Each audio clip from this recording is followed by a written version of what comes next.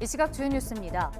법원 결정으로 비상대책위원회 체제에 제동이 걸렸던 국민의힘이 당원 당규를 고쳐서 새 비대위를 꾸리기로 했습니다. 이준석 전 대표에 대해서는 윤리위에 조속한 추가 징계를 요청했습니다. 이재명 더불어민주당 의원이 서울 경기 권리당원 투표에서도 이변 없이 압도적 득표를 이어갔습니다. 민주당은 오늘 새 지도부를 선출합니다. 코로나19 새 환자는 감소세를 보이고 있지만 위중증 환자는 재유행 이후 가장 많았습니다. 정부는 60대 이상의 백신 4차 접종을 당부했습니다. 유흥식 추기경이 공식 서임됐습니다. 김수환, 정진석, 염수정 추기경에 이어 한국 가톨릭 교회 역사상 4번째입니다.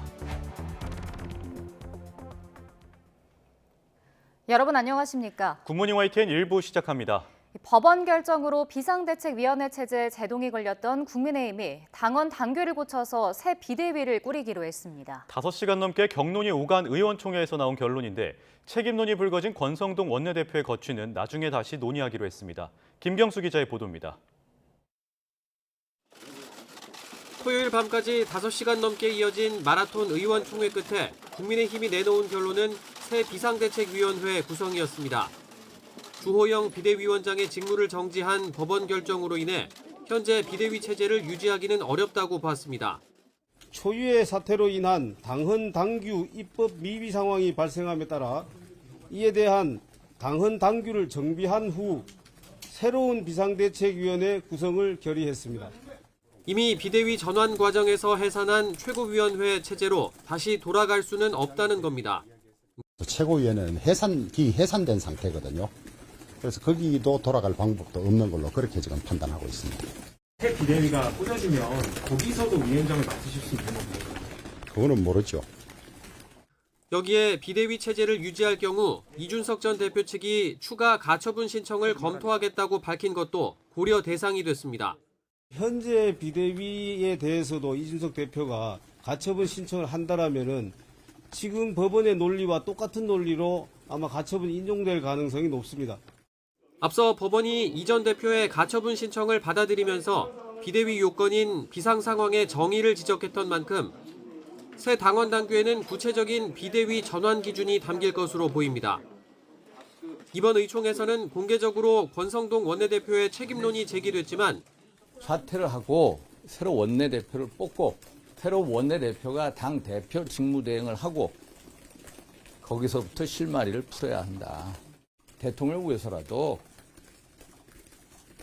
또 본인을 위해서라도 또 당을 위해서라도 결자 해지의 자세로. 권 원내대표의 거취 문제는 사퇴 수습 뒤에 다시 결정하기로 했습니다. 일단 수습을 맡게 된 권 원내대표는 다음 주 초에 다시 의원총회를 소집해 당원 당규 개정을 논의할 예정입니다.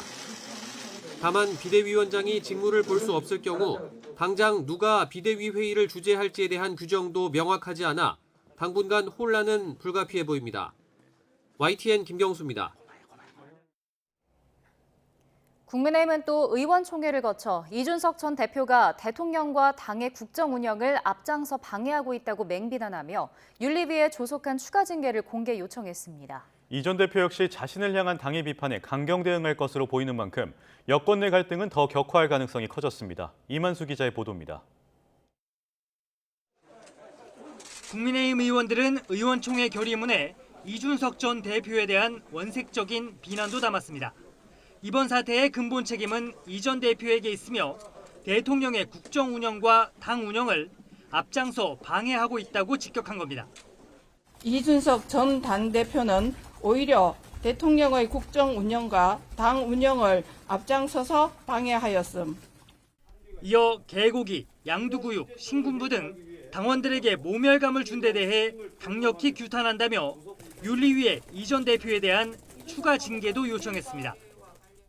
윤리위원회는 윤리위에 제기된 추가 징계 요구안을 조속히 처리할 것을 촉구함.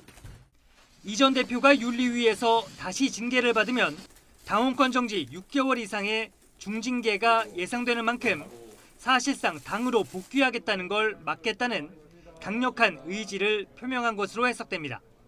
의원총회에서는 이 전 대표와 갈등의 골이 깊은 친윤석열계 의원들이 이런 주장에 힘을 실은 것으로 알려졌습니다.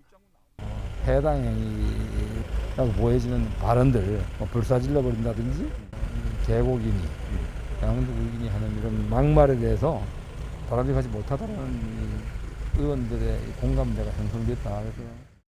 경북 7국에 머물고 있는 이준석 전 대표는 한동안 대구 경북 지역에서 당원들과 만나며 책을 쓰겠다는 입장입니다. 하지만 당의 추가 징계 움직임과 비대위 유지 결정에 대해서는 또 한 번의 법적 대응 등 정면으로 맞붙을 가능성이 큽니다. 권성동 원내대표가 한동안 자리를 지키기로 한 것을 두고도 당내에서는 불만의 목소리가 터져 나올 수도 있습니다. 이런 식으로 가면은 월요일 날 조간신문이 가만히 있겠냐. 제발 민심의 목소리에 귀를 기울여라. 실제 의원총회 결과에 하태경 의원은 반성과 성찰은 하나도 없었고 당이 걱정이라면서 이제는 국민과 싸우려 하고 있다고 비판했습니다. 경론 끝에 새 비대위 구성과 이준석 전 대표 추가 징계 요청이라는 결론을 내렸지만 국민의힘 내용은 상당 기간 지속될 수밖에 없어 보입니다. YTN 이만수입니다. 더불어민주당 이재명 의원이 서울 경기 권리당원 투표에서도 이변 없이 압도적 득표를 이어갔습니다. 이제 지역 경선을 마무리하고 오늘 전국대의원 대회에서 새 지도부가 최종 선출되는데 이재명 의원이 당권을 쥘 가능성이 매우 높아졌습니다. 김승환 기자가 보도합니다. 더불어민주당 이재명 의원이 수도권 지역에서도 연승 행진을 이어갔습니다. 전 지역 권리당원 투표에서 압도적 지지를 과시하며 어차피 대표는 이재명, 어대명의 쐐기를 박았습니다. 안방인 경기에선 득표율 80%를 넘겼고 서울에서도 박용진 의원을 50%포인트 앞섰습니다. 이 의원의 누적 득표율도 78.22%로 21.78%에 그친 박 의원을 여유롭게 따돌렸습니다. 변함없는 높은 지지에 진심으로 감사드립니다. 마지막 순간까지 최선을 다하도록 하겠습니다. 점점 어깨가 무거워진다는 느낌이 듭니다.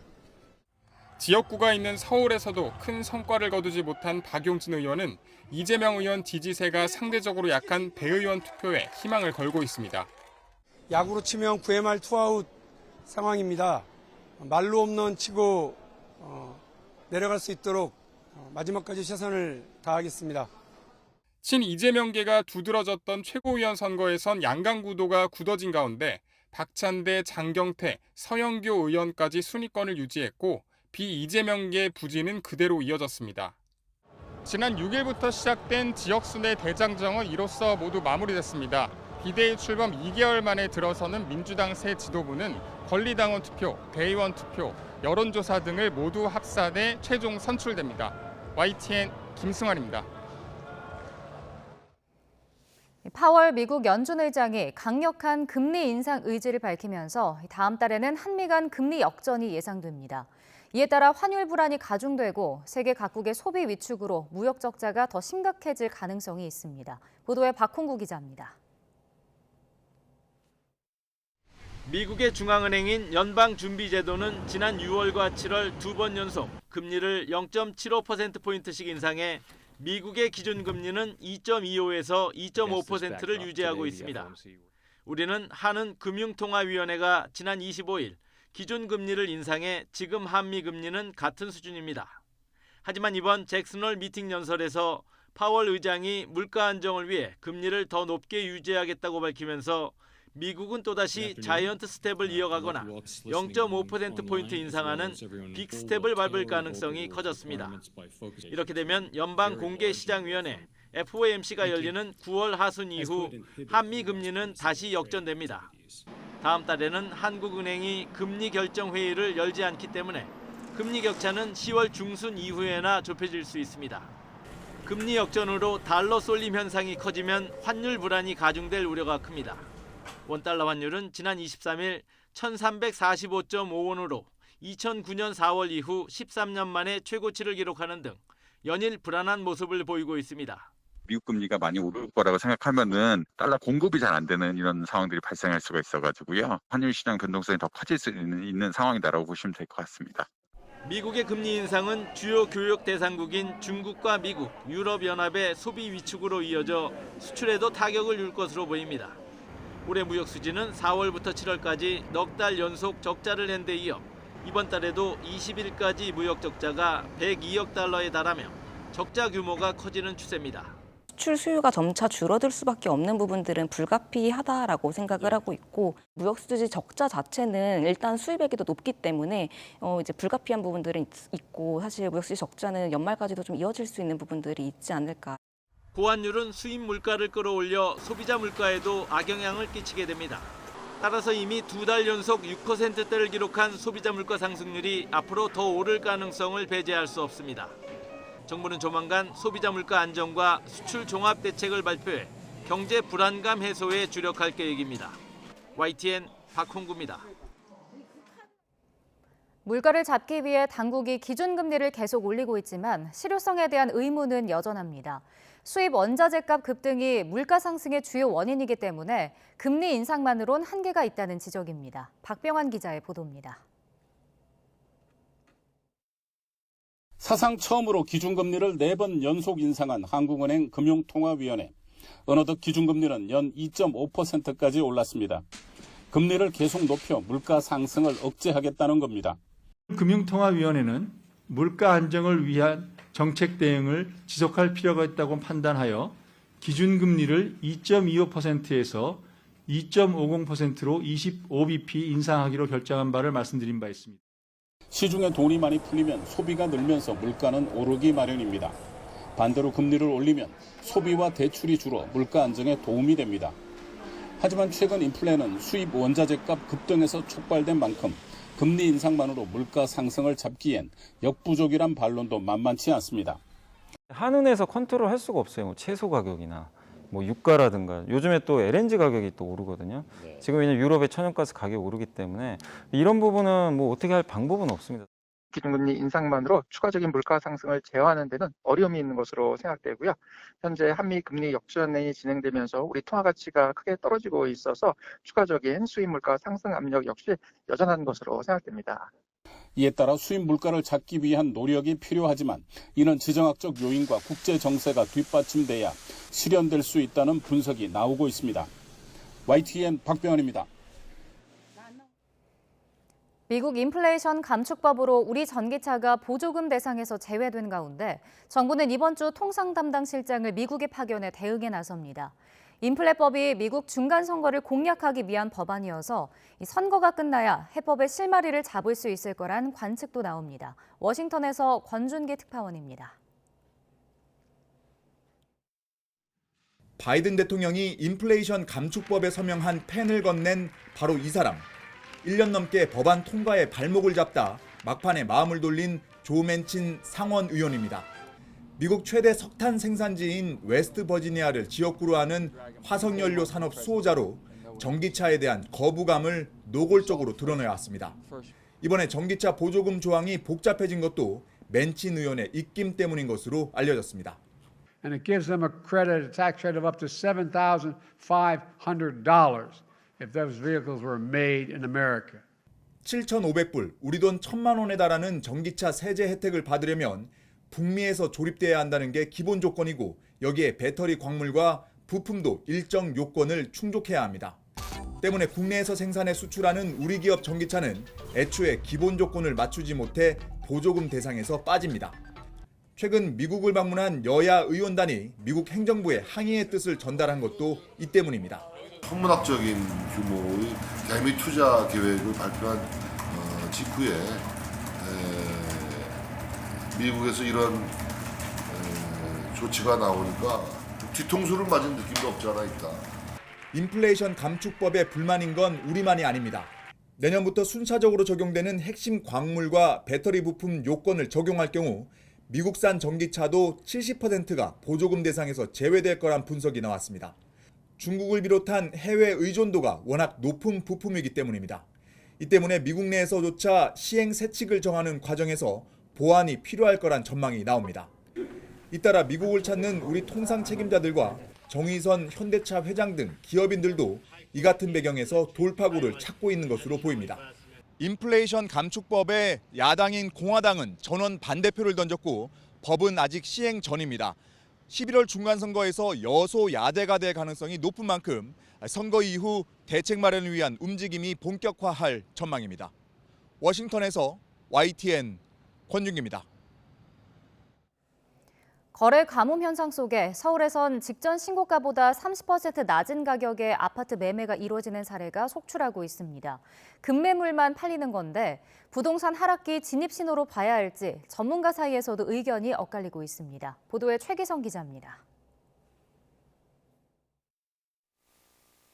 서울 강서구 한 아파트입니다. 전용 면적 59제곱미터가 최근 9억 8천만 원에 거래됐습니다. 지난해 10월 13억 8천만 원에 팔렸던 것과 비교하면 4억 원, 29%가 빠졌습니다. 집주인 사정으로 급하게 시세보다 가격을 내려 내놓은 매물이었다는 설명입니다.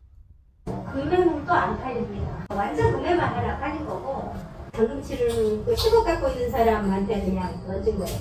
서울 서대문구 한 아파트 단지에서도 지난해 14억 9천만 원에 매매된 전용 면적 84제곱미터가 최근 4억 2천만 원 정도 낮게 팔렸습니다. 최고가에 비해 28% 하락한 겁니다. 최근 서울에서는 급매 위주로만 아파트 매매가 이뤄지면서 대부분 거래가 하락 거래로 기록되고 있습니다. 서울 송파구에 있는 한 대단지 아파트도 신고가보다 3억 원 정도 떨어져 거래됐고 서울 강북구 한 아파트도 최고가보다 23% 낮게 팔리는 등 하락세가 이어지고 있는 모습입니다. 지난해와 올해 같은 시기를 비교해봐도 서울 아파트 하락 거래 비중은 크게 늘었습니다. 1, 2분기 때 20%대였던 하락 거래 비중은 올해 들어 40%대로 증가했습니다. 부동산 업계에서도 현 상황을 바라보는 시각은 다양합니다. 하락기로 들어섰다고 봐야 한다는 분석이 있는가 하면 진입 초기라고 보는 게 맞을 것 같아요. 지방 특정 권역뿐만 아니라 서울을 포함해서 전방위적으로 하락 거래가 나타나고 있는 상황이기 때문에 그렇고요. 대출 규제 등 수요 억제 정책으로 거래가 묶여 있어서 하락이 아닌 침체기를 지나고 있을 뿐이라는 해석도 나옵니다. 매매 건수가 전체 시장을 파악하기에는 지나치게 미비하다는 점, 일부 지역에서는 신고가가 여전하다는 점 등을 고려하면 시장의 정상적인 하락 안정기의 모습은 아니라고 볼 수 있습니다. 전문가들은 고금리 등 변수가 해소되지 않는 이상 거래량 감소와 시세보다 낮은 실거래가 매매가 당분간 이어질 것으로 전망합니다. YTN 최기성입니다. 모기 입도 비뚤어진다는 처서가 지나면서 날이 부쩍 선선해졌습니다. 물러나는 여름이 아쉽기도 하지만 시원한 바람이 반가운 요즘인데요. 시민들은 성큼 다가온 가을 날씨를 즐기며 8월의 마지막 주말을 즐겼습니다. 박정현 기자입니다. 뚝 떨어진 절벽, 그 사이로 Y자형 출렁다리가 아슬아슬 놓여 있습니다.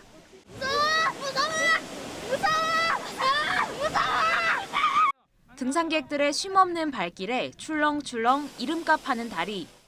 20m 아래에서 바라보는 폭포는 아찔하지만 산을 가로지르는 다리 위에서니 주변 경치가 한눈에 들어옵니다. 산에 오른 시민들은 모처럼 마주한 시원한 바람에 성큼 다가온 가을을 느낍니다.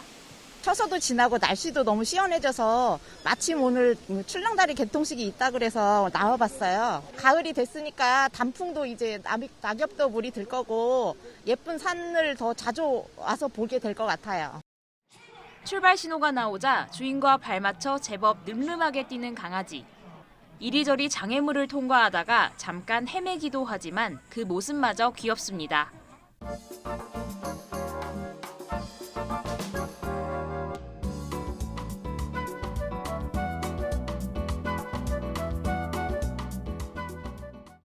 주인도 반려견도 맑은 하늘과 선선해진 날씨 덕분에 더 즐거워 보입니다.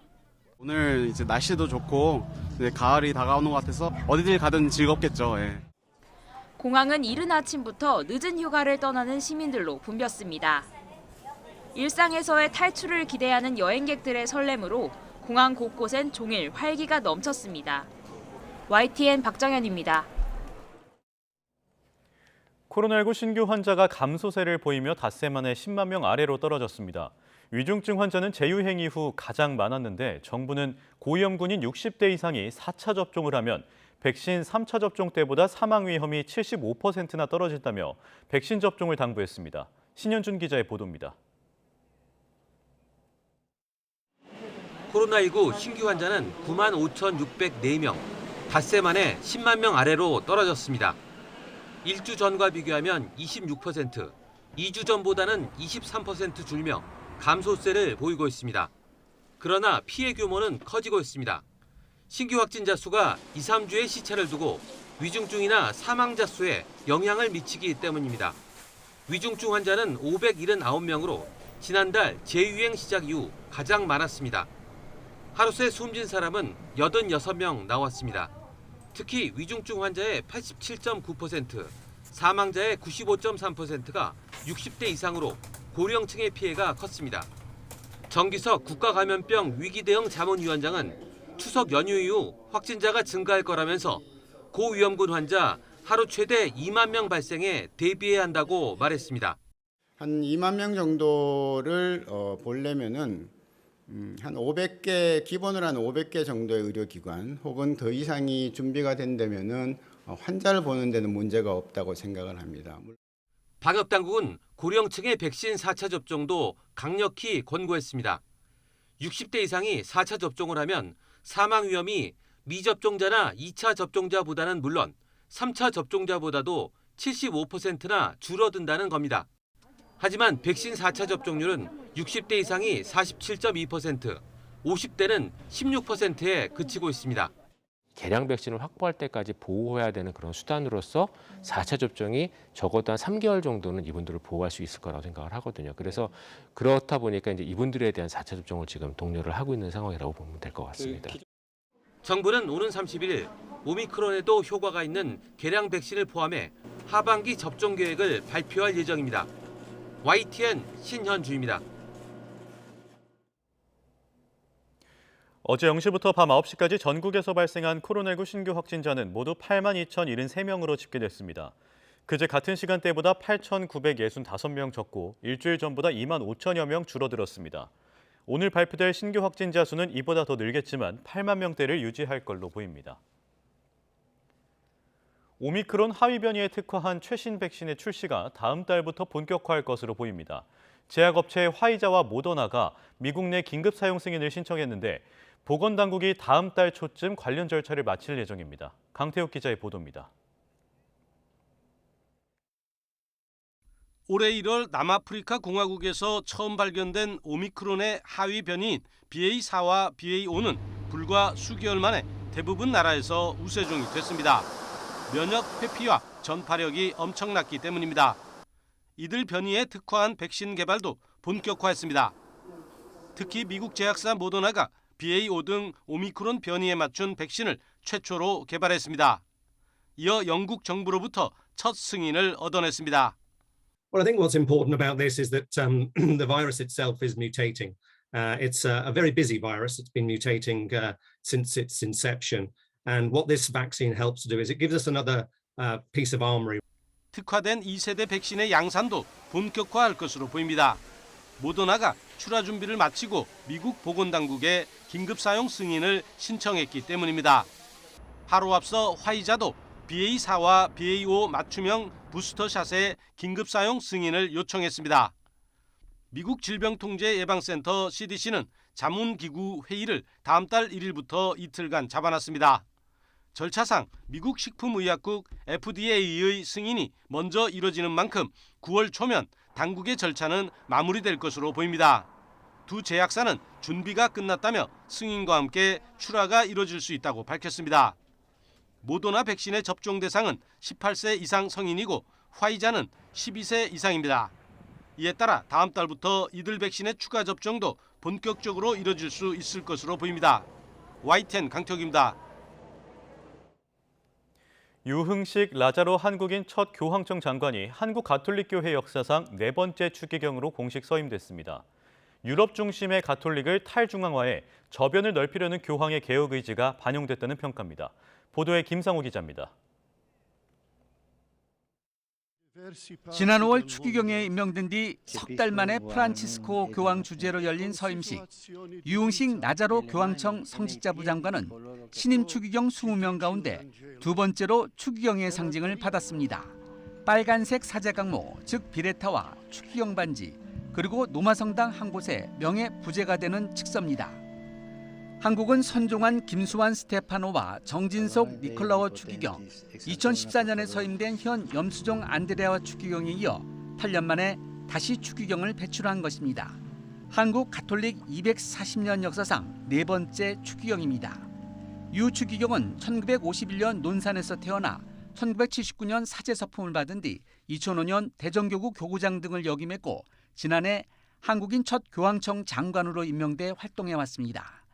유 추기경이 맡은 성직자부는 전 세계 사제와 부제의 직무와 생활, 신학교 사제 양성 업무를 관장하는 교황청의 핵심 부서로 유럽 중심의 가톨릭을 탈중앙화하려는 교황의 개혁 의지가 실린 곳입니다. 신임 추기경을 포함해서 추기경은 모두 226명으로 이들은 가톨릭교회 품계상 교황 다음으로 높은 종신 성직자로 교황을 자문 보필합니다. 신임 추기경 20명 중에는 유 추기경을 비롯해서 인도와 싱가포르, 동티모르, 몽골 등 아시아 지역 성직자가 여러 명 포함됐습니다. 교황 선출권은 80세 미만 추기경에게만 부여되는데 총 132명으로 유럽이 53명으로 가장 많고 남과 북, 중앙아메리카 합쳐 38명, 아시아 21명 등의 순으로 가톨릭교회 저변을 넓히려는 교황의 행보 속에 아시아 비중이 높아졌습니다. 특히 132명 중 프란치스코 교황이 임명한 추기경은 83명이나 돼서 최근 건강이 악화해 사임설이 불거진 교황이 개혁 작업을 계승할 후계 구도까지 마련해뒀다는 평가입니다. 향후 교황 선출 시 우리나라는 콘클라베, 즉 선출회의에 현 염수정, 유흥식, 추기경 2명이 참여할 수 있는데 교황청 안팎에서는 차기 교황으로 아시아계가 선출될 수 있다는 전망까지 나오고 있습니다. YTN 김상우입니다.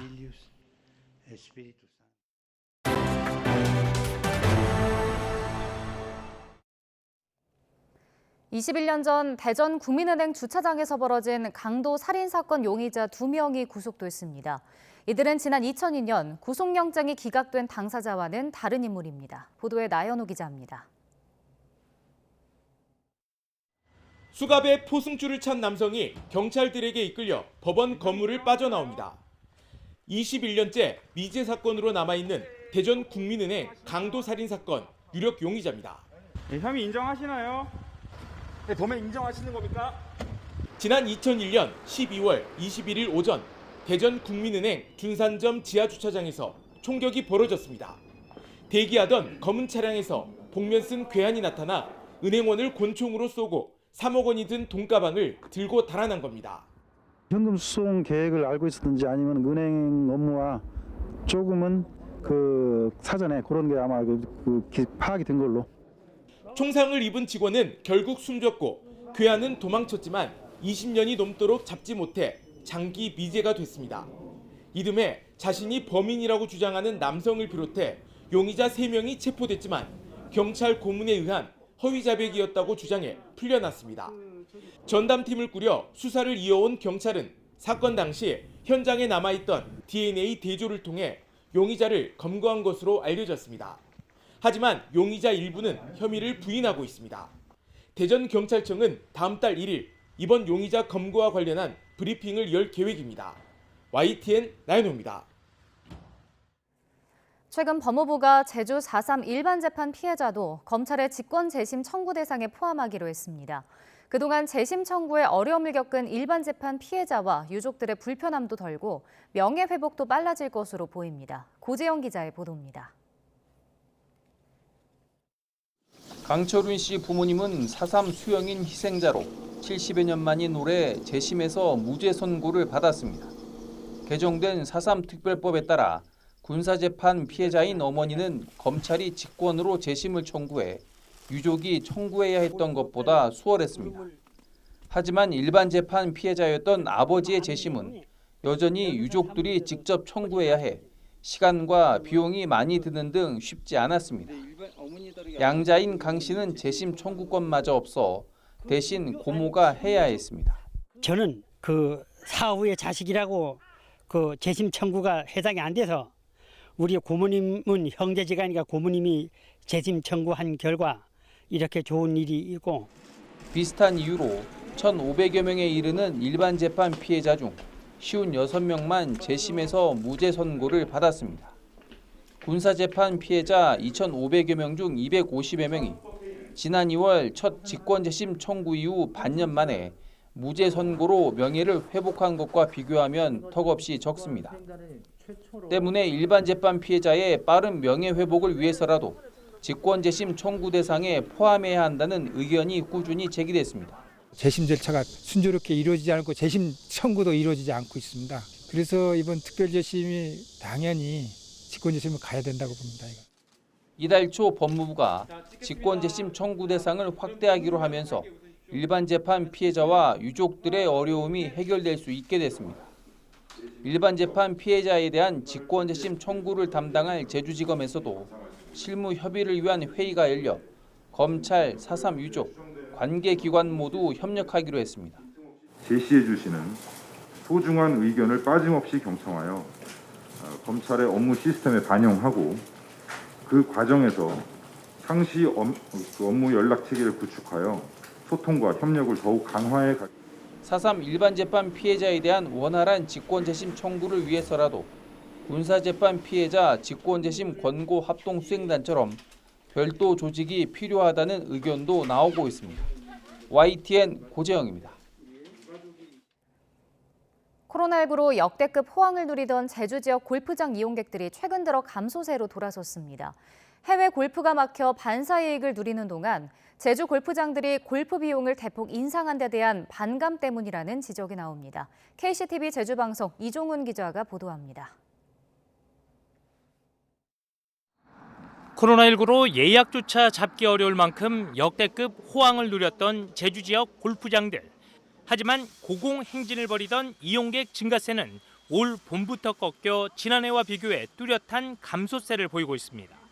제주도가 발표한 도내 30개 골프장 이용객은 지난 6월 한 달 동안 26만 4천여 명이 찾아 지난해 같은 기간 31만 3천여 명과 비교해 15% 줄었습니다. 이 같은 골프장 이용객 감소세는 올 봄부터 두드러졌습니다. 지난 1월 19만 3천여 명을 기록하며 지난해 같은 기간보다 갑절 이상 증가했던 골프장 이용객은 2월 12% 증가하는 데 그치더니 이후에도 증가폭은 갈수록 감소했습니다. 이처럼 제주 지역 골프장의 이용객이 감소세로 전환한 데는 코로나19로 사실상 해외 골프 여행이 차단된 상황에서 도내 골프업계가 그린피 등 골프 비용을 대폭 인상한 데 대한 반감 때문이라고 지적합니다. 지금 그 비용이 만만치 않아요. 특수라는 것도 어느 정도 정도여야 되는데 너무 좀 갑이 좀 심하다 이렇게 좀 생각이 들고요. 실제 제주연구원이 도내 골프장 이용객을 대상으로 조사한 결과 그린피와 카트비 등 골프장 이용 가격 급등에 따른 불만이 큰 것으로 나타났습니다.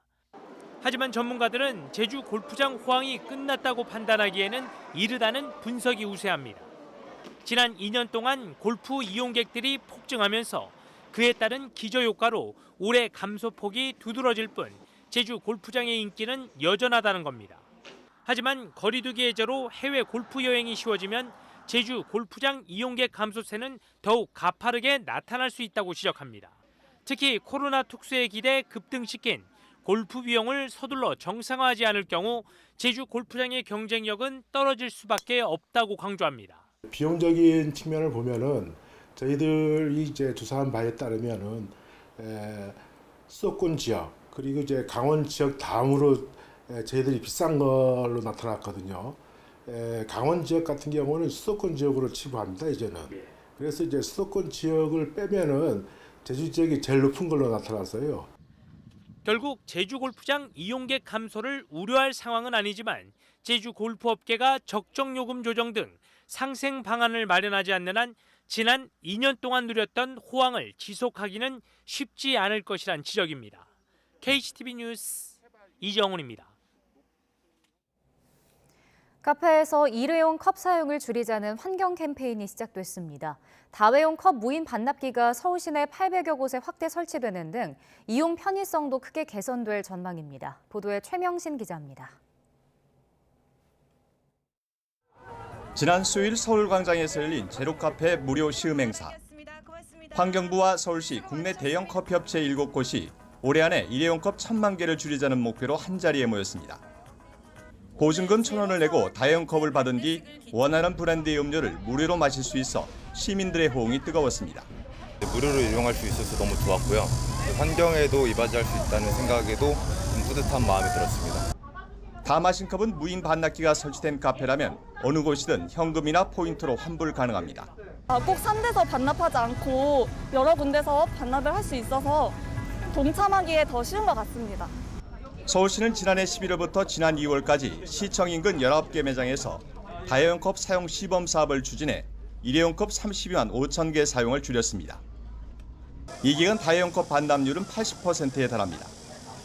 이 같은 성과를 바탕으로 연말까지 유동인구가 많고 카페가 밀집된 20개 거점 지역에 다용컵 무인 반납기 800대를 설치하기로 했습니다. 일단 시작은 커피숍이 밀집해 있는 지역 20개 거점 지역을 중심으로 해서 앞으로 이 다회용기 무인 반납기를 점차적으로 800개에서 시작해서 서울시는 특히 다회용컵 세척장 운영을 지역 자활센터와 협력하기로 해 지역사회 일자리 창출과 저소득 주민의 자립 지원에도 기여할 것으로 기대됩니다. YTN 최명신입니다. 서울 연세대학교 정문과 신촌역을 잇는 연세로는 서울에서 유일하게 대중교통만 다닐 수 있는 대중교통 전용 지구입니다. 근데 서대문구청이 인근 상권 활성화를 위해 차량 통행 허용을 추진하고 있습니다. 하지만 보행자 안전을 위협하고 거리 문화가 사라질 수 있다는 우려의 목소리도 만만치 않습니다. 차유정 기자가 보도합니다. 서울 연세대학교 정문과 신촌역을 잇는 550m 길이의 연세로입니다. 2014년 서울에서 유일한 대중교통 전용지구로 지정돼 일반 차는 못 들어오고 버스만 다닙니다. 주말에는 대중교통 진입도 안 돼 코로나 유행 전까지만 해도 축제나 버스킹 등 크고 작은 문화 행사가 열리곤 했습니다. 그런데 서대문구청이 연내 시행을 목표로 차량 통행을 허용하기로 추진하면서 논란이 일고 있습니다. 차량 통행을 추진하는 가장 큰 이유는 지역 상권 활성화입니다. 실제 신촌동은 신생 점포가 최근 5년 동안 살아남은 비율이 32% 정도로 서대문구에서 가장 낮습니다. 차 진입이 아예 안 돼 걸어 다녀야 해서 손님들 발길이 끊겼다는 상인들 호소가 많다는 겁니다. 지역의 상권이 완전히 지금 추락하고 있습니다. 그래서 상대적으로 다른 동에 비해서 계속 이 상권이 하락한 추세가 되기 때문에 이거를 회생시키기 위해서라면 정책적으로 이 대중교통 지정지구는 다시 폐지하고 게다가 우회하는 차들로 주변 도로 정체가 극심해 이를 해소하기 위해서란 이유도 있습니다. 그러나 반대 목소리도 만만치 않습니다. 일부 인근 대학 학생들과 단체 등은 좁아진 도로에 차가 다시 다니면 정체가 심해지고 보행자 안전이 위협받는다고 반대합니다. 보행자의 안전한 보행 환경을 보장을 하고 기후위기에 대응해 차량 이용을 줄여나갈 수 있는 굉장히 중요한 장소입니다. 거리 문화와 문화 중심지로서의 정체성이 사라질 수 있다는 우려도 있습니다. 버스커들이 버스크 할 수 있는 장소가 줄어들고 긍정적인 바이브들을 공유할 수가 없어서 되게 아쉬운 것 같아요. 일대 상인들은 차량 통행을 허용해야 한다는 의견과 대중교통 전용지구 해제가 상권 활성화로 직결되기 어렵다는 의견 등으로 갈립니다. 구청은 축제 시에만 교통통제를 하는 방안 등 절충안도 고려 중이라며 먼저 상인들과 주민 학생들을 상대로 의견을 수렴하겠다고 밝혔습니다. YTN 차유정입니다. 우리 공군이 호주에서 열리는 대규모 다국적 공중연합훈련 피치블랙에 참가하고 있습니다. 처음으로 단독 공중급유 작전을 수행하며 호주로 이동했는데 본 훈련은 내일 시작됩니다. 한현희 기자의 보도입니다. KF-16 전투기가 공중급유 수송기에 접근합니다. 수송기에서 나온 급유관이 가까워지나 싶더니 이윽고 전투기에 연결됩니다. 연합훈련 피치블랙 참가를 위해 호주로 향하는 태평양 상공에서 전투기에 급유가 이뤄지는 모습입니다. 지금까지 미군 등 연합전력과 함께 공중급유를 한 적은 있지만 단독으로 공중급유를 해가며 해외 훈련에 참가하는 건 이번이 처음입니다. 이를 위해 공군은 장시간 비행 상황을 가정한 사전 훈련까지 진행했습니다. 우리 다목적 공중급유 수송기로 공중급유를 하는 등 최초로 우리 공군 단독 전력만으로 전투기가 해외 훈련에 참가하게 되었습니다. 우리 공군이 처음으로 참가한 피치블랙은 2년에 한 번씩 호주 주도로 진행되는 대규모 공중연합훈련으로 올해는 미국과 일본, 영국, 독일 등 10개국 항공기 100여 대가 함께해 역대 최대 규모로 치러집니다. 인도 태평양 전략의 주요국은 물론 나토 회원국가의 연합작전 수행 능력도 높일 수 있을 것으로 기대됩니다. Pitch Black takes us to the next level of tactical execution and tactical interoperability. 지난 19일 호주 현지에 도착한 우리 군은 적응 훈련과 더불어 주최국 호주와 공중급유 훈련을 진행했고 내일부터 열흘 동안 공격 현대군, 방어 제공 등 본격적인 훈련에 돌입합니다. YTN 한현입니다. 최주환이 4안타 4타점으로 맹활약한 SSG가 가을 야구 순위 싸움으로 갈 길 바쁜 롯데를 완파했습니다. SSG 선발 모리만도는 만루이기 3번을 막아내고 6이닝 무실점으로 시즌 4승을 거뒀습니다. LG는 박혜민의 3루타로 키움을 꺾었고 안우진은 8이닝 1실점의 호투에도 완투패를 기록했습니다. 한 달여 만에 김재환의 홈런포가 터진 두산은 기아를 꺾고 4연패 탈출에 성공했습니다. 삼성은 한화의 역전승을 거뒀고 NC는 구창모의 호투로 KT의 연승 행진을 막았습니다. 대한항공과 한국전력이 코보컵 결승에 진출했습니다. 임도혁과 정지석이 60점을 합작한 대한항공은 준결승에서 디펜딩 챔피언 우리카드를 3대1로 꺾었습니다. 김지한이 18득점으로 활약한 한국전력은 삼성화재를 3대0으로 완파하고 결승에 올라갔습니다. 대한항공과 한국전력이 맞대결하는 코보컵 결승전은 오늘 오후 1시 반에 열립니다.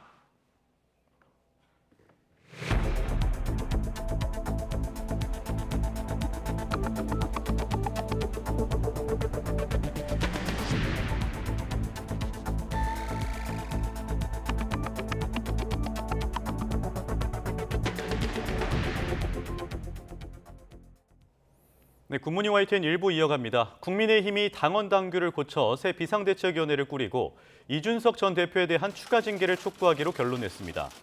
국민의힘 박형수, 양금희 원내대변인은 어제 국회에서 5시간 넘게 이어진 의원총회 종료 직후 이 같은 내용의 결의문을 발표했습니다.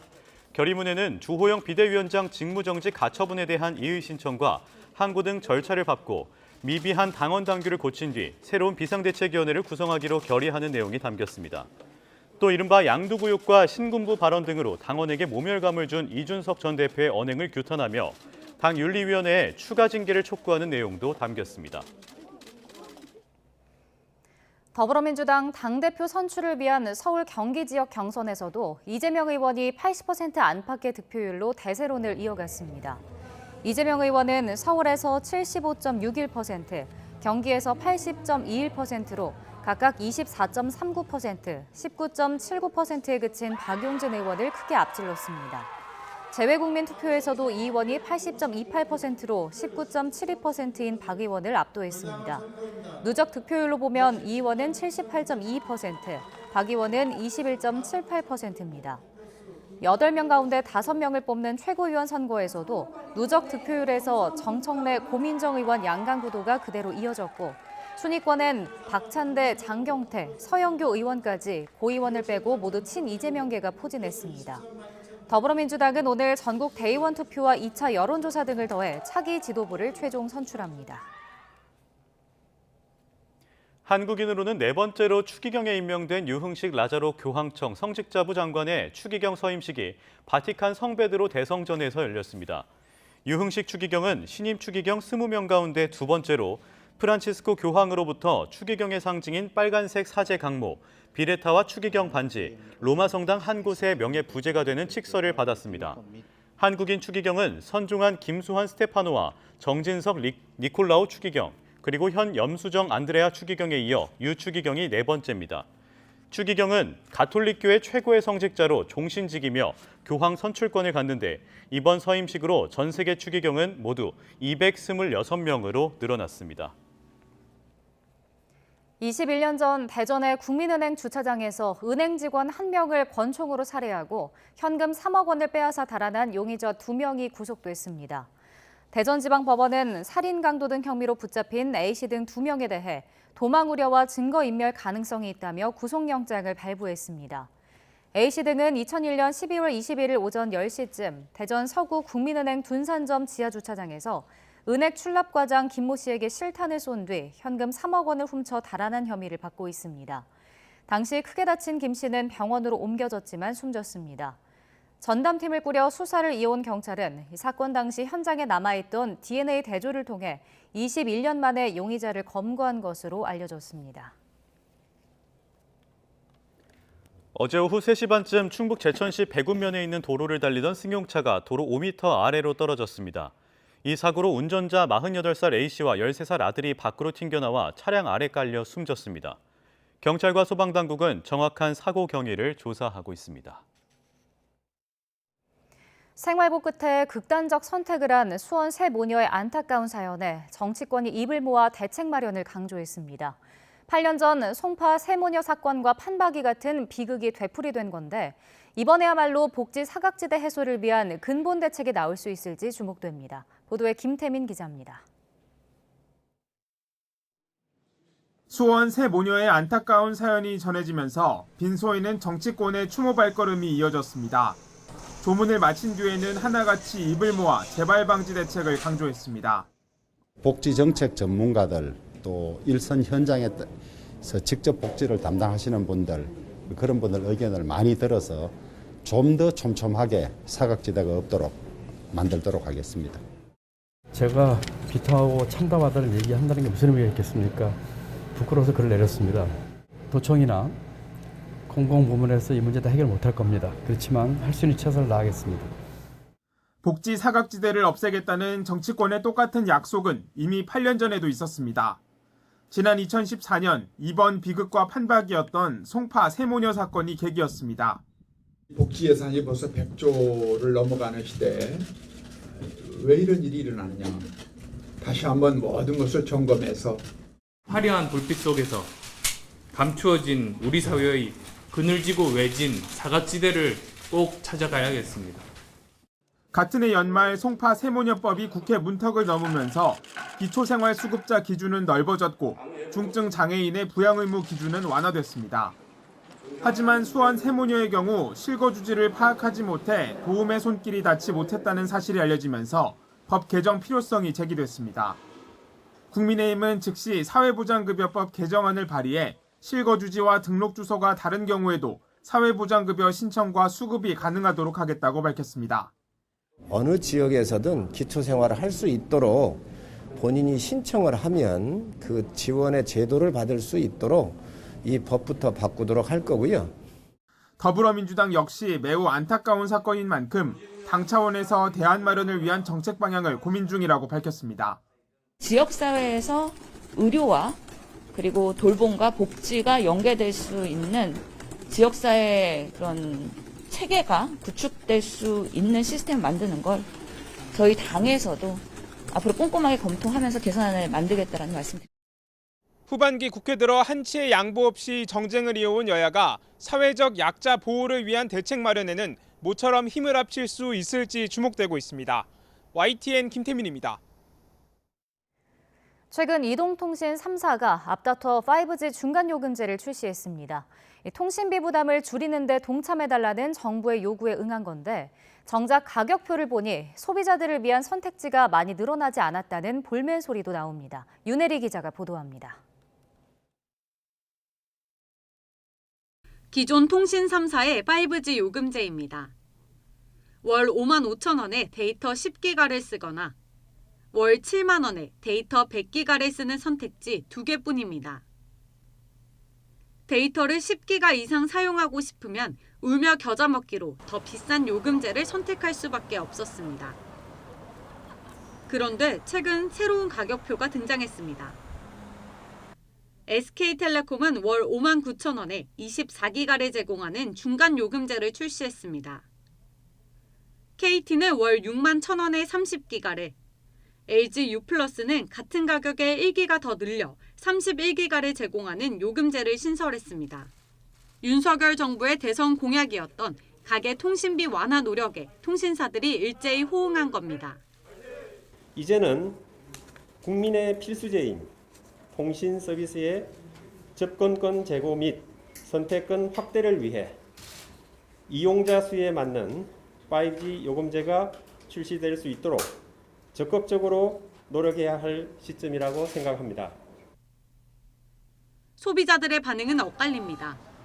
월 몇천 원이라도 통신비를 아낄 수 있다는 의견도 있지만 와이파이로 얼마든지 데이터를 조금 더 줄일 수 있는 여지가 있고 하다 보니까는 한 월 24기가 정도면 충분히 커버가 가능할 것 같았고, 그리고 실질적으로 제가 이제 그 요금이 한 7, 8천 원 세이브 될 거라는 얘기를 들었는데 그 정도라도 어딘가 싶어서.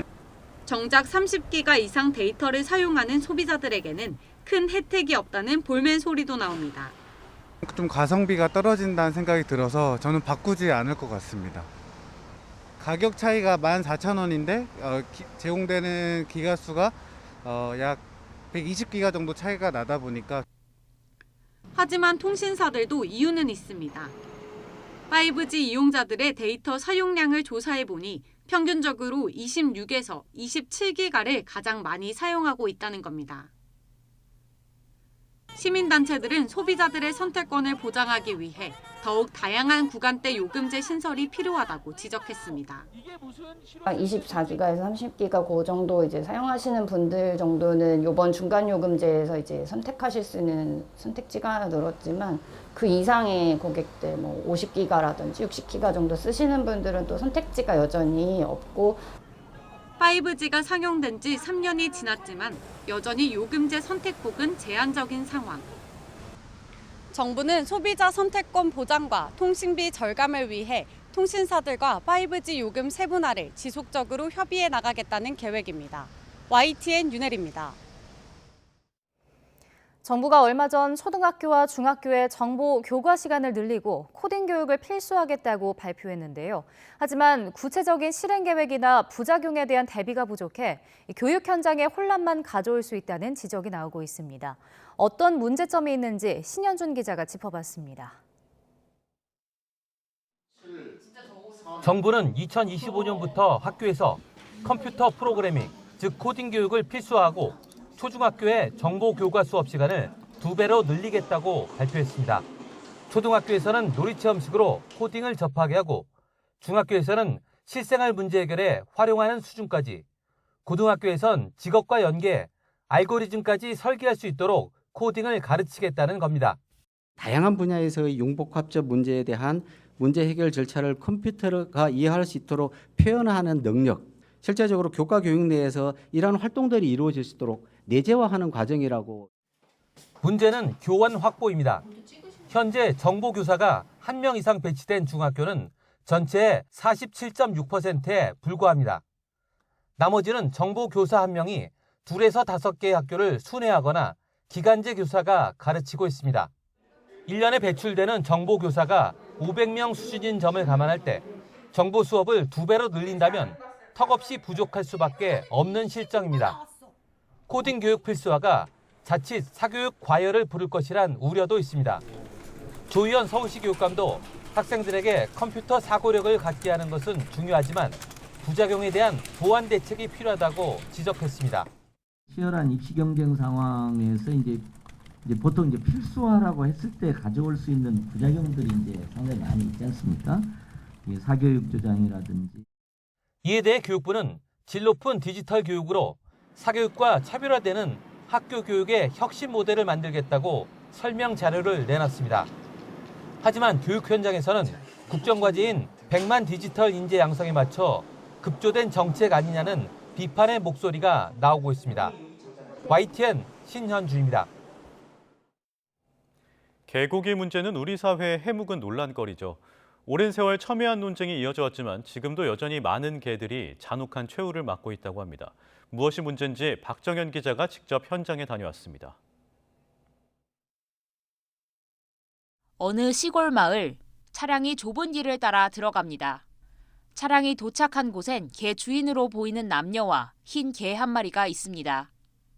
차를 몰고 온 개 장수는 목줄을 단단히 옥죄인 채 개를 짐칸에 실으려 하고 위험을 직감한 개는 힘껏 버둥거립니다. 하지만 개 장수는 이내 흰 봉투를 건네고 개 경매장으로 떠납니다. 여주의 불법 개 경매장입니다. 곳곳에서 쓸어 담아진 개들은 보통 마리당 35에서 50만 원에 팔려 도축장으로 향하게 됩니다. 문제는 이곳이 지난해 10월 축산법 위반으로 처벌을 받았지만 아랑곳하지 않고 여전히 영업을 이어오고 있다는 겁니다.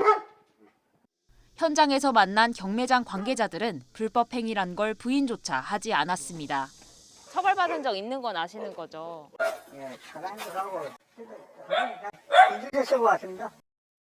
불법 사육과 유통, 도축 등이 반복되는 건 현행법의 식용개가 합법과 불법 사이를 오가며 애매하게 방치돼 있기 때문입니다. 식품위생법 규정을 보면 식품 원료 가운데 개는 포함돼 있지 않습니다. 반면 축산법을 보면 개는 가축으로 분류되기 때문에 일정 조건을 갖추면 개 농장을 운영할 수 있습니다. 엄밀히 말해 개고기는 불법이지만 식용개를 사육하는 농장은 단속할 수 없는 겁니다. 이렇다 보니 지금도 도살장에선 개 여러 마리가 철창에 가둬진 채 다른 개가 전기봉에 맞아 죽어가는 걸 지켜보고 이렇게 도살된 개들은 모란시장 같은 곳에서 버젓이 팔리고 있는 겁니다. 어떤 불법 행위들이 벌어지는지를 실증적으로 조사했음에도 불구하고 이제 지자체의 소극적인 대응 때문에 이런 업장들이 여전히 철폐되지 않고 그대로 영업 중인 현실이 굉장히 문제적이라고 생각하고 있어요. 정부는 개 식용 문제에 대한 사회적 합의가 이뤄지지 않았다는 이유로 대응에 미온적입니다. 지난해 12월 농림축산식품부 산하에 개 식용문제위원회가 발족했지만 이견을 좁히지 못해 유명무실해진 상태입니다. 종식을 위해서 이제 구체적인 것들이 이제 좀 합의가 돼야 되잖아요. 그런 부분들이 아직 구체적인 부분들에 대해서 아직은 합의가 안 됐다. 전문가들은 정부가 사회적 합의에 갇혀 있지 말고 적극적으로 나서서 불법 행위를 단속하고 관련 법도 체계적으로 정리해야 한다고 지적합니다.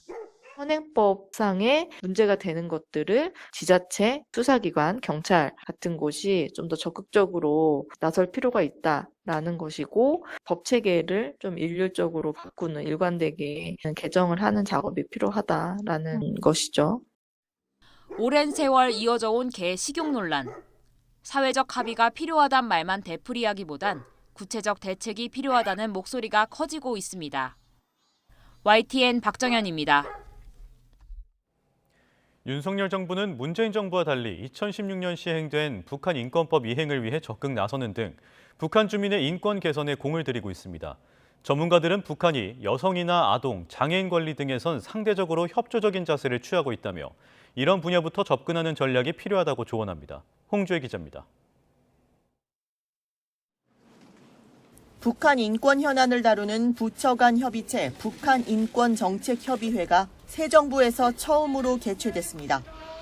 문재인 정부 때인 재작년 5월 이후 열리지 않다가 2년 3개월 만에 재가동된 겁니다. 협의회는 정부의 북한 인권 정책 추진을 점검하면서 북한 인권 현황 보고서 작성 방향도 논의했습니다. 특히 북한 인권 문제는 민족의 일원인 북한 주민들의 어떤 문제이기도 하고 인권법 2조, 북한 인권법 2조에도 있듯이 우리 정부의 기본적인 책무이기도 합니다. 정부는 지난달 5년간 공석이었던 북한인권 국제협력대사도 임명했습니다. 아울러 북한인권법 이행의 핵심 기구인 북한인권재단 설립에도 박차를 가하는 중입니다. 법이 시행된 지 6년이 다 됐는데도 재단 출범이 미뤄지고 있다며 야당의 이사 추천을 서둘러 달라고 촉구하고 있습니다. 북한 인권 문제를 세계 시민적 원리로 바라보고 개선하겠다는 의지를 나타냄으로써 전임 정부와의 차별화에 나서는 모습입니다. 전문가들은 북한 주민 인권을 실질적으로 증진하는 결과를 도출하려면 확고한 원칙을 지키되 정책 추진에선 유연성을 발휘하는 게 필요하다고 조언합니다. 인권 탄압에 대한 책임 규명 등 북한이 대북 적대시 정책으로 규정하고 반발하는 분야에 앞서 상대적으로 협조적인 영역부터 접근해야 한다는 지적입니다. 또 북한의 수용성이 좀 상대적으로 높은 문제들을 좀 우선적으로 추진하는 게 필요하지 않을까 싶어요. 모멘텀을 좀 만든 다음에 다른 자유권 영역으로 조금씩 점진적으로 확대해가는 정책을 필요해야 되지 않을까 이제 그런 생각을 해봅니다. 이런 가운데 엘리자베스 살몬 신임 UN 북한 인권 특별보고관이 취임 이후 처음으로 한국을 찾습니다. 살몬 보고관은 방한 기간 중 정부 부처 인사와 시민사회, 탈북민 등을 만나고 북한 인권 상황을 조사 연구해 오는 10월 UN 총회에 보고서를 제출할 예정입니다. YTN 홍주혜입니다. 30%대에 머물던 바이든 미국 대통령의 지지율이 2달여 만에 40%를 넘어섰다는 여론조사 결과가 나왔습니다. 인플레이션 감축법 등 최근 입법 성과와 유가 하락 덕분인데 11월 미국의 중간선거 전망에도 변화가 감지되고 있습니다. 이동원 기자의 보도입니다.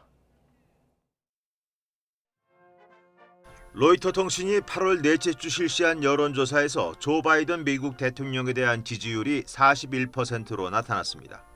이 조사에서 바이든 대통령 지지율이 40%를 넘은 것은 지난 6월 초 이후 2달여 만으로 36%까지 떨어졌다 반등했습니다. 인플레이션 감축법 등 최근의 입법 성과와 유가 하락 등이 큰 영향을 미친 것으로 분석됩니다.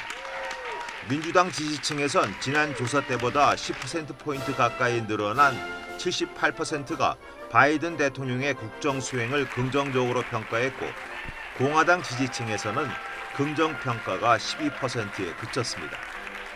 바이든 대통령에 대한 지지율 상승으로 오는 11월 8일 치러질 중간선거에서 민주당이 상하원 모두 다수당 지위를 잃을 것이란 전망에 변화가 나타나고 있습니다.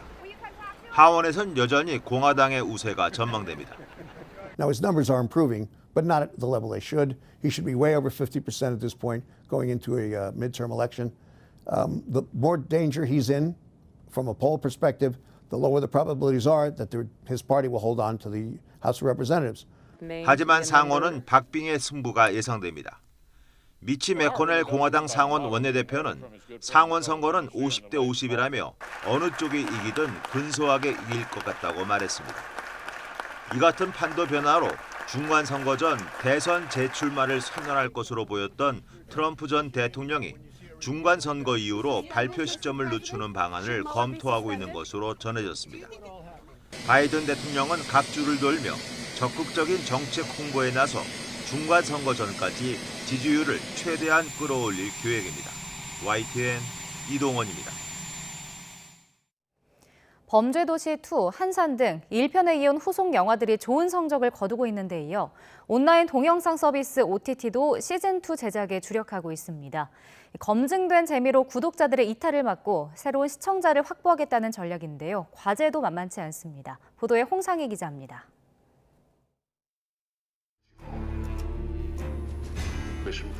넷플릭스는 지난 6월 오징어 게임 시즌2 제작을 공식 확정하면서 전 세계의 시선을 다시 끌어모았습니다. 시즌2에는 이제 많은 새로운 게임들이 등장을 하는데요. 그렇게 나이브하지 않은 성기훈이 과연 이제 어떤 모습으로, 어떤 방식으로 시즌2에서 게임을 해나가는가. 정혜인과 손석구 배우를 앞세운 DP와 지금 우리 학교는 시즌2 제작을 예고한 넷플릭스에 이어 애플 TV 플러스도 파친코의 시즌2를 확정했습니다. 국내 OTT 티빙은 이미 시청자들의 검증을 받은 유미의 세포들과 환승연애 시즌2로 공격적인 시즌제 전략을 펼치고 있습니다. 환승연애 2는 그 원 대비해서 저희가 UV라고 말하고 있는데 그 시청자 숫자가 7배 정도 상승하는 스코어를 기록했고요. 팬덤 효과가 확실하게 작용을 해서 새롭게 사람들도 가입을 했고 기존에 있던 분들도 많이 봐주셨다라고 저희는 평가하고 있습니다. 코로나19 확산세 감소 이후 OTT들의 성장세가 주춤하면서 확고한 팬덤으로 구독자를 계속 머무르게 하는 이른바 로긴 효과를 노린 전략이 잇따르고 있는 겁니다. 구독자들의 이용 데이터를 근거로 시즌2의 가능성을 예측할 수 있고 내용과 형식 면에서 지상파나 케이블 TV보다 훨씬 자유롭습니다. 하지만 시즌제 콘텐츠의 성공이 보장된 것만은 아닙니다. 지금의 그 소비자들은 정말 그 가성비와 가심비를 되게 많이 추구하게 됐어요. 시즌1에서 좋아했던 어떤 매력 포인트들 이런 부분들을 끌고 가면서도 시즌2만의 새로운 색깔들을 만들어내야 되는 게 이게 과제예요. 플랫폼을 가리지 않고 쏟아지는 콘텐츠 속에서 팬덤을 잡고 새로운 구독자를 유인하기 위한 국내외 OTT들의 시즌2 경쟁은 더 치열해질 전망입니다. YTN 홍상입니다. 우리가 볼 때 기상천외한 국제 뉴스들 알고 보면 고개가 끄덕여지는 유래와 사정이 있는 경우가 많습니다. 부동산과 가상화폐 붐이 가시며 후회 섞인 우려도 나오지만 천정부지 집값에 울고 웃던 건 조선시대도 크게 다르지 않았다고 합니다. 새로 나온 책들 김지선 기자가 전해드립니다. 피로 물든 해안가에서 고래잡이가 한창입니다. 지난해 불법 도살 논란이 일었던 덴마크 자치령 페로제도의 고래 사냥입니다. 이 지역구를 대표하는 의원은 고래 사냥은 1000년 넘게 고래를 먹고 살아온 섬 사람들의 전통이라며 소, 돼지 도축보다는 낫지 않느냐고 반문합니다. 책 성냥과 버섯구름은 의아하다고 여겨졌던 국제뉴스의 한 토막을 집어내 의문을 던지는 데에서 시작합니다. 체감하기 어려운 거대한 국제 질서가 아닌 지우개나 성냥, 커피 등 익숙한 물건들 속에 오랜 시간 녹아든 세계의 단면을 미시적으로 조명합니다. 그때 샀어야 했다. 한때 자고 나면 오르던 서울의 집값을 보며 누구나 한 번쯤 내뱉었을 말이지만 한양의 집값은 조선시대부터 비쌌습니다. 한양에 살고 말겠다는 강한 의지를 보였던 실학자 정약용조차 끝내 실패했으니 말입니다. 대학에서 동양사를 전공한 작가는 조선왕조실록과 경국대전 등 사료 속 단서를 토대로 당시 부동산 투기와 재테크, 밀수 등 조선판 쩐의 전쟁을 다룹니다.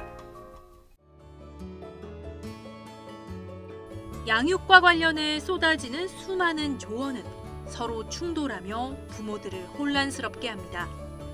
하버드대 인류학 교수인 저자 부부는 대표성이 없는 미국 중산층을 표본으로 한 검증되지 않은 연구들이 부모를 올가매고 있다고 주장합니다. 영화 자폐가 냉장고 같은 어머니에 의해 발생한다는 주장은 이후 번복됐지만 이 같은 가설들이 아직도 자폐 아동을 키우는 부모에게 짐을 지우고 있다고 지적합니다. 저자들은 걱정할 새로운 이유를 만들어내는 대신 스스로 잘 성장할 수 있는 아이의 회복 탄력성을 믿고 양육의 짐을 덜어내자고 제안합니다. YTN 김지선입니다. 민원 제기에 욕을 한 공무원 이후 시작된 피말리는 소송 전 이 관련 내용을 저희 YTN이 보도해드렸는데요. 민원인이 문제를 제기한 건 상대 공무원의 보복 소송 때문만은 아니었습니다.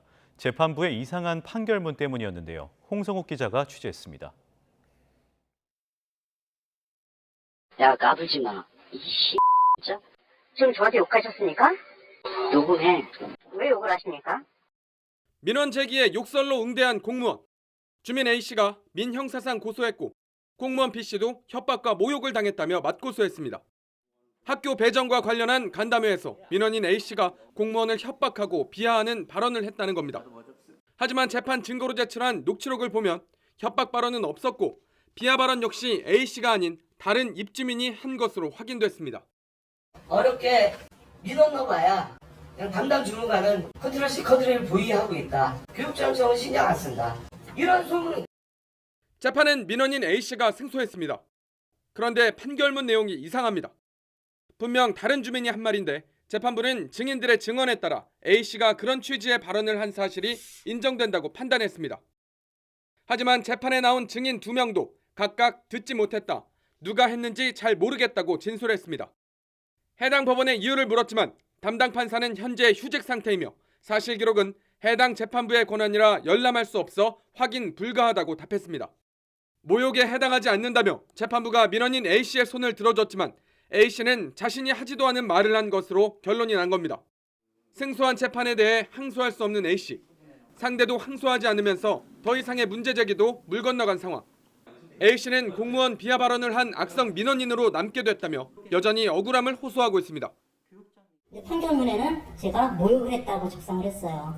그러면 이 상대방 공무원분들은요, 이 자료를 가지고 봐라, 이 사람 모욕한 거 맞지 않냐. YTN 홍서욱입니다. 울산 북구 율동 택지지구에서 청동기 시대 거주지 유적과 삼국시대부터 조선시대에 걸친 분묘 수백 기가 발굴됐습니다. 특히 뼈에서 나온 DNA를 분석한 결과 육류보다 어류 등 수산물을 많이 섭취했던 걸로 드러났습니다. JCN 울산중앙방송 김영환 기자가 보도합니다. 현재 아파트 건립공사가 한창인 울산 북구 율동 공공주택지구 조성사업 부지입니다. 울산연구원과 가람문화재연구원이 정밀 발굴 조사를 진행한 결과 청동기 시대에서 조선시대를 아우르는 유적과 유물들이 출토됐습니다. 청동기 시대 민무늬 토기와 고려시대에서 조선시대 청자와 백자 등이 발굴됐습니다. 또 청동기 시대 주거지뿐만 아니라 삼국시대에서 조선시대까지 300기가 넘는 묘가 확인됐습니다. 개별 유적에서 찾기 힘든 양적인 자료로 주목됩니다. 그러니까 묘자리가 집중적으로 나온 건 그렇게 흔하지는 않은데 울산 지역에서는 그래서 그 부분들이 이번 조사된 율동 유적에서도 고려조선 시대 묘가 집중적으로 분포했다는 게 이제 그러니까 고려조선 시대 전 시대에 걸쳐서 유적이 조성됐다는 큰 특징이라고 할 수 있습니다. 청동기 시대 물고기 잡이에 사용됐을 것으로 추정되는 어망추도 여러 개가 발굴됐습니다. 이번 조사에서 옛사람 뼈도 출토됐는데 DNA 분석 결과 질소와 탄소 안정 동위 원소 값이 높게 측정되면서 육식보다 수산물 섭취가 많았던 것으로 추정되고 있습니다. 단백질 분석을 했을 때 육류보다는 이제 어류를 섭취했을 거라는 흔적을 확인했거든요. 그래서 농경 생활에 비해서는 어류 생활에 조금 집중돼 있다고 볼 수 있고요. 울산연구원은 이번 뼈 분석이 옛사람 뼈의 특징과 연관성 연구에 중요한 학술적 가치가 있을 것으로 판단하고 있습니다. 또 거주지와 묘 등에 대한 연구가 축적된다면 시기에 따른 생활상과 사회성을 파악할 수 있는 중요한 자료가 될 것으로 기대하고 있습니다. JCN 뉴스 김용환입니다. 부산에는 차량이 들어갈 수 없는 마을이 있습니다. 바로 호천마을인데요. 야경이 아름다워 드라마 촬영지로도 잘 알려졌지만 주민들은 불편함이 많아 대책이 필요합니다. 헬로티비 뉴스 김한식 기자가 취재했습니다. 삼복도로에 자리 잡은 호천마을.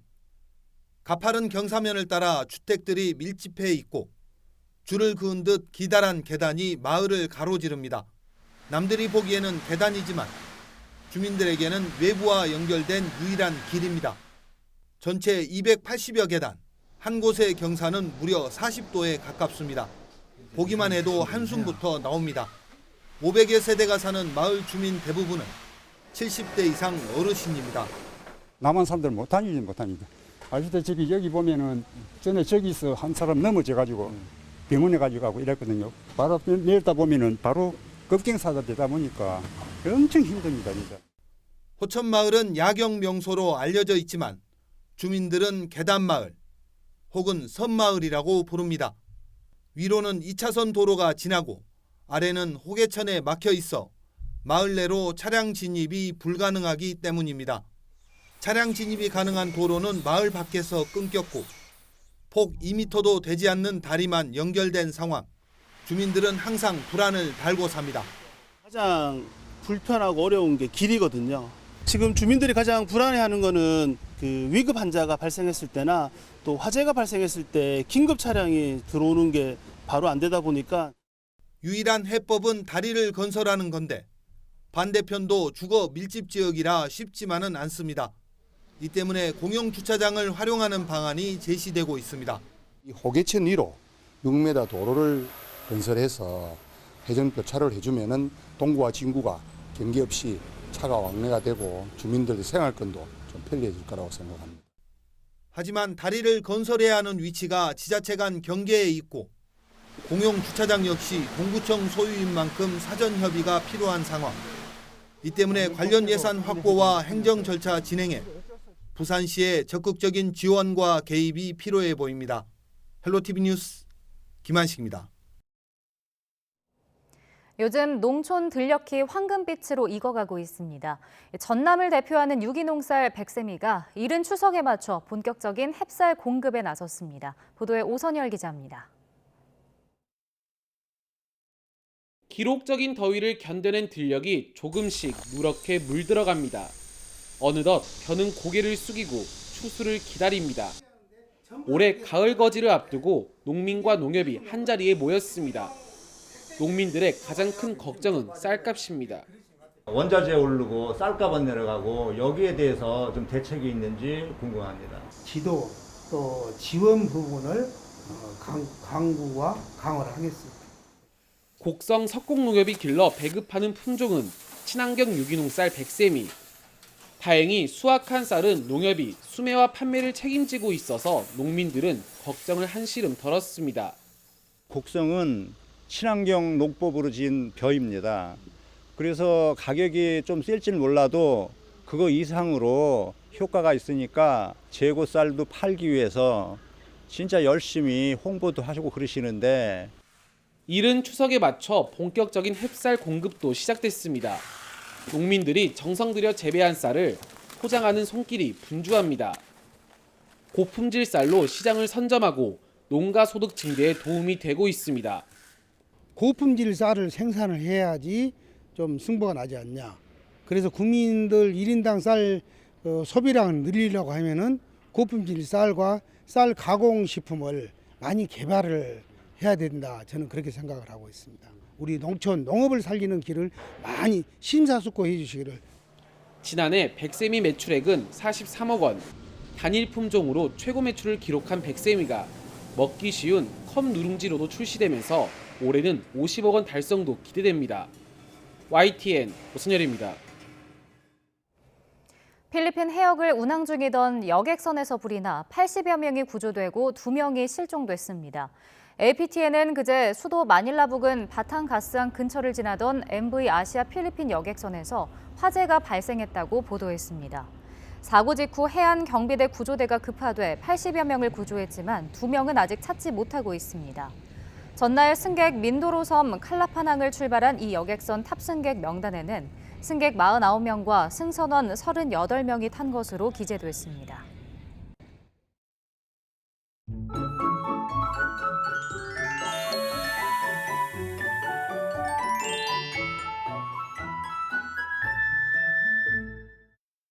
네, 선선하다 못해 쌀쌀한 아침입니다. 현재 서울 기온이 16.5도까지 내려가서 어제보다 조금 낮은데요. 쌀쌀한 지금과 달리 낮에는 덥습니다. 오늘 서울의 낮 기온이 28도까지 오르겠는데요. 그만큼 일교차는 10도 이상 크게 벌어지니까 건강관리 잘 해주시길 바랍니다.